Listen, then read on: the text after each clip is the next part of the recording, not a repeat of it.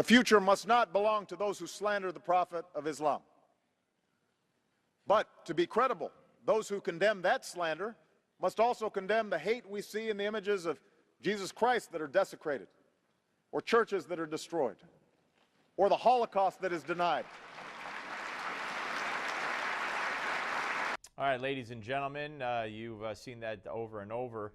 Joining us now is the great Victor Davis Hanson, Hoover Institution Fellow, Stanford University, New York Times best-selling author of a brand new ebook, Seductions of Appeasement. And you could find out more about that at pjmedia.com, Seductions of Appeasement.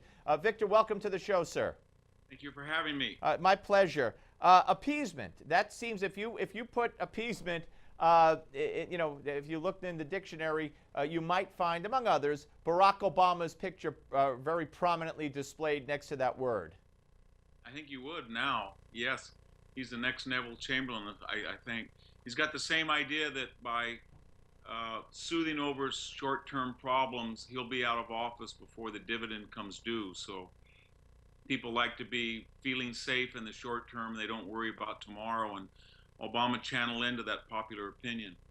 And you know, and you talk about in your book so many great things, and you talk about you know, appeasement as being seductive because it averts the need for battle. It averts death. It averts, at least in the immediate sense, it does. And you know, we saw that with World War II, and you talk about Neville Chamberlain, and you know, we see that now with Iran.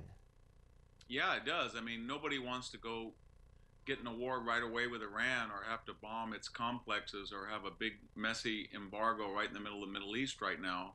And so Obama offers us sophisticated, sober, judicious alternative. And yet, 5 years from now, we'll probably learn that due to Obama's insistence that we don't have on-site inspections and he relaxed the sanctions, they won't make one bomb, but suddenly they will announce they have enough fissionable material to make 15 or 20 of them. And yet we won't remember Obama. He'll be out of office and he will be the, you know, ex-president, Nobel laureate that saved us from war. And yeah, so, he might get another one.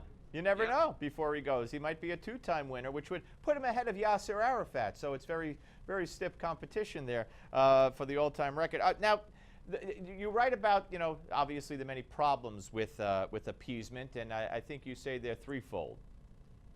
Yeah, one is, as I said, appeasement always offers calm, and the people who believe in deterrence run a risk of running a war. So that's one advantage of an appeaser. It's always going to be short term, sort of like taking your credit card out and maxing it out and having a good time and have to have some scold saying, oh, you know, you're going to have to pay for that later on. So we always like the freewheeling spending appeaser. And then second, it suggests that we're sophisticated and we've advanced to a higher level. We're therapeutic, we're not tragic. We don't think any longer with our reptilian brains. In the case of Churchill, people always say, we're always saying, you believe in Verdun, you believe in Somme, you want another 8 million killed. We believe in the League of Nations, we believe in collective security, we believe in arbitration. We've advanced beyond that. We're not stuck in our Neanderthal past, and that's a very, very seductive argument. And then third, it tells the world in general that the United States, in this case, or Britain in the other case, is always the one who is seeking to worry about the interest of third parties. If we're going to take care of you Czechs, we're going to take care of you Poles, we're going to take care of you Austrians, just like we say, we're going to take care of the Israelis, we're the Israelis' best friends, we're going to take care of the Gulf monarchies. And it's usually the exact opposite.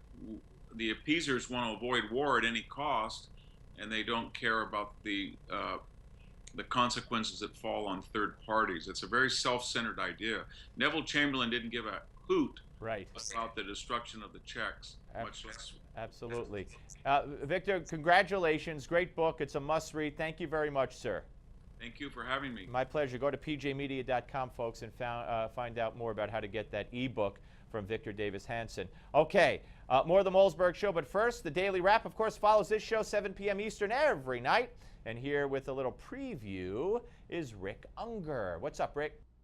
Thanks, Steve. Tonight on The Wrap, controversy abounds as President Obama utters a word no president in modern times has dared to say in public before. Will the Obama remarks serve as a distraction to the real story of the Charleston church murders, or was the president simply telling it like it is? Tonight, our panel takes a hard look at the issue. Then, the battle over whether or not there is a valid historical basis to fly the Confederate flag on the grounds of South Carolina's state capitol may soon be coming to a close as Governor Nikki Haley calls upon the legislature to do away with the symbol. Will this help move national relationships forward? We'll discuss these issues and a lot more tonight on the Daily Wrap, immediately following the Malzberg Show, right here on Newsmax TV. Hope you'll join us.